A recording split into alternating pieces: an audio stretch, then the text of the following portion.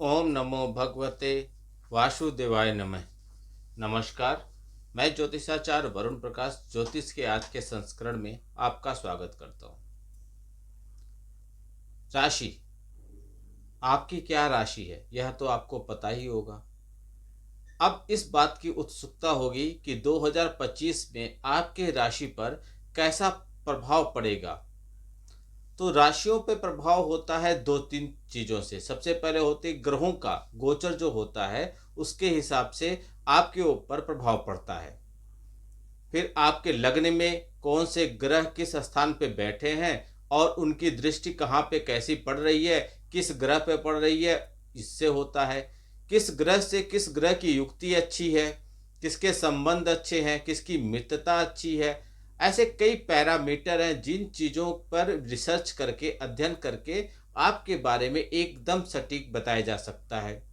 आमतौर पे social media पे चलने वाले जो राशिफल बताए जाते हैं वह आपके नाम राशि और चंद्र राशि पे आधारित होते हैं।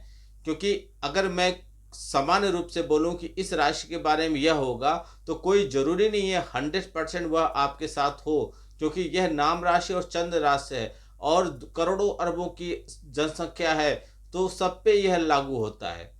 आपके कुंडली में लग्न के हिसाब से ग्रहों की स्थिति क्या है, वर्तमान समय में ग्रहों की स्थिति क्या है, इन सब चीज़ों का अध्ययन करके व्यक्तिगत रूप से आपके बारे में सटीक विश्लेषण किया जा सकता है। लेकिन आजकल के समाज में ये भ्रांतियां चली हैं कि हम ज्योतिषाचार्य से बात करेंगे तो कहीं ऐसा न हो कि वह हमसे फीस ले लें और हमको सही न बताएं, या वह हमको यह बताए नहीं कि हमको क्या करना चाहिए या हमारी समस्याओं का समाधान न कर पावे। देखिए, जिस हिसाब से एक समय में झोला छाप डॉक्टर हुआ करते थे उसी हिसाब से इस समय ज्योतिषाचार्य का भी बहुत भरमार है। लेकिन आप समझिए, एक समय ऐसा हुआ करता था ज्योतिषाचार्य लोग आम पब्लिक सामान्य लोगों के लिए नहीं होते थे। वह सिर्फ राजाओं और महाराजाओं या बड़े लोग के पास हुआ करते थे, क्योंकि वही उन चीज़ों पर विश्वास करते थे और वही अब उसी अनुसार लग्न करके राज तिलक कब करना है, युद्ध में कब जाना है, कब कैसे क्या तैयारी करनी है, बच्चों का नाम कब रखना है, क्या नाम रखना है, बहुत कुछ उस ज्योतिषाचार्य से राज पुरोहित से परामर्श करके करते थे। आम पब्लिक के बीच में ज्योतिषाचार्य नहीं होते थे। लेकिन समय बदल गया, लोगों पर ज्ञान ज़्यादा होने लगा, लोग समझदार होने लगे, अध्ययन करने लगे, तो ज्योतिषाचार्य भी अब हर जगह उपलब्ध है। आप इसका पूरा लाभ उठाइए। बस एक अच्छे ज्योतिषाचार्य का चुनाव कीजिए जो सोशल मीडिया के हर प्लेटफॉर्म पे है। वह किसी के साथ गलत नहीं कर सकता, क्योंकि वह जो प्लेटफॉर्म पे अभी तक बुनियाद बनाया है वह उसको डिस्टर्ब नहीं करना चाहेगा। तो जो आपके अचानक से आपके पास कोई ज्योतिषाचार्य आ जाए जिससे आप ज्ञान ले रहे हैं, समझ रहे हैं और 2 दिन के बाद वह ढूंढने से भी न मिले, ऐसे ज्योतिषाचार्य से बच के रखिए। आप एक जैसे आपके फैमिली डॉक्टर होते हैं, ऐसे अपने पास एक ज्योतिषाचार्य भी रखिए जो समय समय पे आपके ग्रहों के हिसाब से आपको परामर्श करते रहे, सतर्क करते रहे, आपके लिए उपाय बताता रहे और उपाय करता रहे। हाँ, जो आप फीस देंगे वह फीस वो आपको थोड़ा देना ही पड़ता है, क्योंकि उनका भी उससे जीवन पालन करना होता है, जीवन की आवश्यकताओं को पूर्ति करनी होती है। वार्षिक राशिफल में आज मैं चर्चा करूंगा कन्या राशि के बारे में कि आपका 9 वर्ष का प्रथम माह जनवरी का महीना कैसा होगा। सबसे पहले मैं सामान्य रूप से बताऊंगा, फिर मैं विस्तार पूर्वक आपको बताऊंगा और अंत में आपकी समस्याओं से आपको निजात दिलाने के लिए उपाय बताऊंगा। उपाय वह एक दवा है जो आपको समस्याओं से निकालने में आपके लिए पूरी रूप से सहायक होगा। यह राशिफल जो मैं बताऊंगा यह आपके नाम राशि और चंद्र राशि पर आधारित है। व्यक्तिगत तौर पे आप अपनी कुंडली का विश्लेषण करा लीजिए। इससे आप अपने बारे में बहुत कुछ जान समझ सकते हैं और समझदारी पूर्वक अपने जीवन को चला सकते हैं बिना किसी बाधा का। तो सबसे पहले सामान्य रूप से समझिए, कन्या राशि वालों आपका जनवरी का महीना कैसा होगा। तो जनवरी मासिक राशिफल की बात करें तो सप्तम भाव में राहु की स्थिति अनुकूल संकेत नहीं दे रहा है। प्रथम भाव में केतु मौजूद रहेंगे जो आपके स्वास्थ्य और आपके रिश्तों के लिए अनुकूल साबित नहीं होंगे। इसके अलावा पहले और सप्तम भाव में राहु और केतु की स्थिति जीवन में किसी बड़ी सफलता की गुंजाइश को कम करने वाली है। साथ ही आपके जीवन में आने वाली बाधाओं के भी संकेत दे रहे हैं। इस महीने आप सुरक्षित महसूस करने वाले हैं। दोनों प्रमुख ग्रह शनि और बृहस्पति की स्थिति आपको इस महीने के दौरान सभी अपार लाभ प्रदान करेगी। शनि छठे भाव में और बृहस्पति नवम भाव में स्थित होंगे। शुक्र आपके दूसरे और नवम भाव को स्वामी होकर 28 जनवरी से सप्तम भाव में स्थित होकर आपको भौतिक लाभ के रूप में लाभ भी दिलाएंगे। हालांकि 21 जनवरी से अष्टम भाव के स्वामी के रूप में दसम भाव में मौजूद मंगल के वक्री गति में उपस्थिति होने से आपको अपने पार्टनर के साथ बातचीत में समस्याओं का सामना करना पड़ सकता है। साथ ही आपके कैरियर में भी चुनौती खड़ी होने वाली है।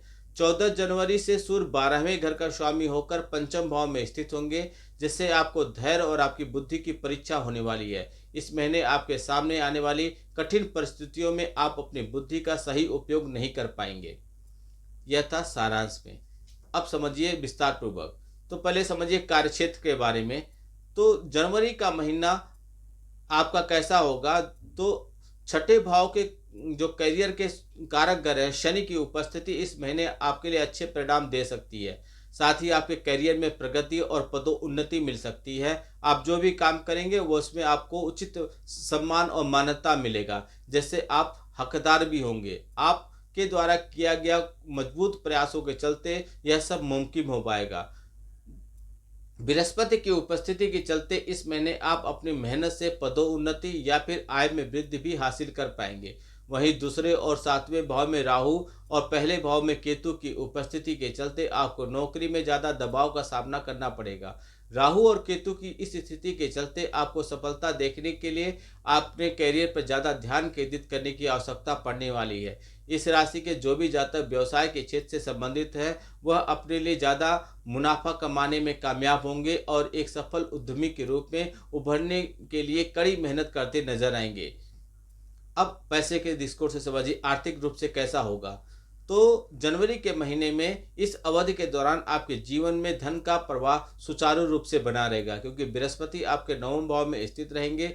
इस महीने के दौरान आप बेहतर कमाई करने, धन संचय करने में कामयाब होंगे।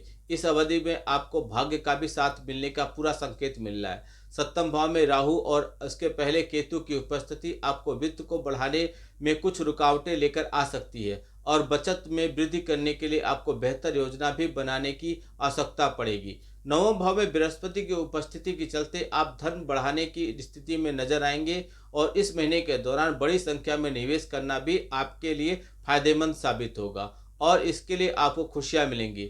28 जनवरी से पहले दूसरे घर में स्वामी शुक्र पंचम भाव में स्थित होंगे, जो आपको सट्टेबाजी के संदर्भ में अच्छा खासा रिटर्न दिलाएंगे। स्वास्थ्य कैसा होगा आपके लिए जनवरी का महीना? तो इस महीने के दौरान आपका स्वास्थ्य ठीक रहने वाला है, क्योंकि बृहस्पति आपके नवम भाव में अपनी उपस्थिति के चलते आपके भाग्य में सफलता दिलाएंगे। छठे घर में शनि की उपस्थिति आपको ऊर्जा अधिक प्रदान करेंगे और आपके रोग प्रतिरोधक क्षमता आपके बढ़ाएंगे। हालांकि आपके पैरों और जांघों में दर्द का सामना आपको करना पड़ सकता है। इसके अलावा आपको सिर दर्द, पाचन समस्याओं का अलावा कोई बड़ी स्वास्थ्य समस्याएं नहीं होंगी और यह समस्त समस्याएं राहु और उसके पहले घर में केतु की उपस्थिति के चलते आशंकित है। प्रथम भाव में केतु की उपस्थिति के चलते आपको समय पर भोजन करने की आवश्यकता पड़ेगी। प्रेम और वैवाहिक जीवन की बात करें तो पंचम भाव में सूर्य की अनुकूल स्थिति के चलते 15 जनवरी के बाद आपके प्रेम जीवन में सकारात्मक परिणाम देखने को मिलेगा।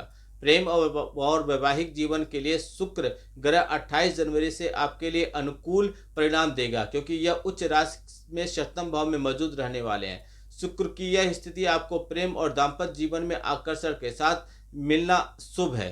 28 जनवरी के बाद ऐसा संभव है। सप्तम भाव में शुक्र की अच्छी स्थिति के चलते इस महीने के दौरान आप अपने पार्टनर के साथ अच्छे रिश्ते बनाएंगे। 28 जनवरी 2025 से विवाह की योजना बनाना आपके लिए कारगर साबित होगा, क्योंकि इस दौरान शुक्र आपके सप्तम भाव में आ जाएंगे।